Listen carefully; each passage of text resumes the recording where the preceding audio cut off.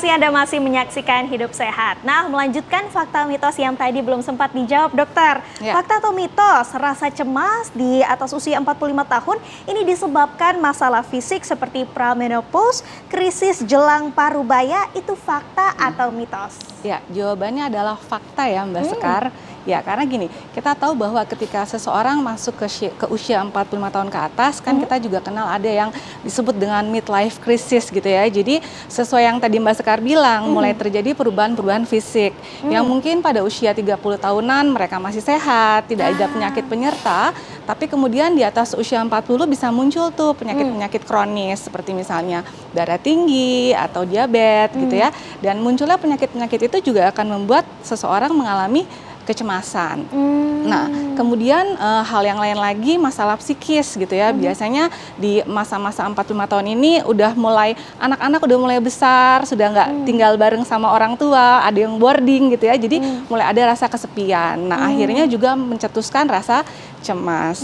Dan tadi khusus untuk yang masalah menopause ya, premenopause. Memang khusus perempuan di usia 45 tahun itu masuk ke dalam masa pramenopause. Dan pada masa pramenopause ini memang terjadi perubahan hormon ya, jadi hormon estrogennya mengalami penurunan dan ini akan menimbulkan juga kecemasan. Apa keterkaitan antara hormon estrogen tersebut dengan rasa cemas yang ada di diri kita, dok? Ya, karena gangguan dari hormon estrogen tersebut akan mempengaruhi neurotransmitter di otak yang disebut dengan serotonin yang mempengaruhi mood kita gitu. Jadi itu akan terpengaruh sehingga seseorang mudah mengalami kecemasan. Oke. Nah, dok, selanjutnya ini ada fakta atau mitos menarik lagi.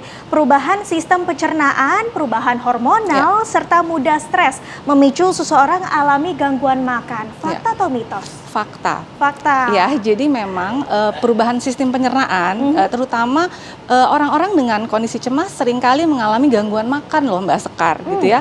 Karena memang ternyata pada saat kita cemas, maka hormon-hormon yang mengatur lapar dan kenyang itu terganggu gitu ya. Jadi ada hormon leptin yang membuat kita merasa kenyang, itu sensitivitasnya menjadi lebih over sehingga kita terus-menerus merasa kenyang gitu ya pada saat kita cemas. Kemudian juga tadi perubahan pencernaan.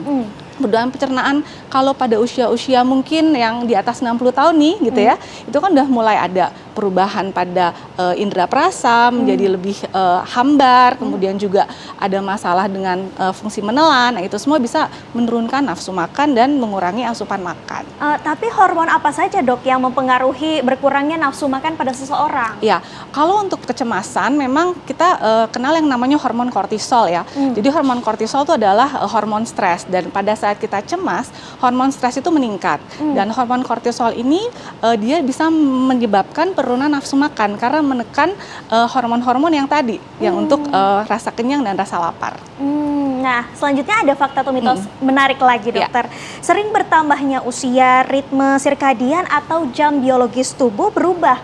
Di atas usia 45 tahun ke atas ini cenderung menghabiskan lebih sedikit waktu untuk bisa tidur nyenyak. Nah, tapi jangan dijawab dulu, dokter. Kita harus jeda sejenak. Pemirsa, usai jeda kita akan kembali hadir untuk Anda.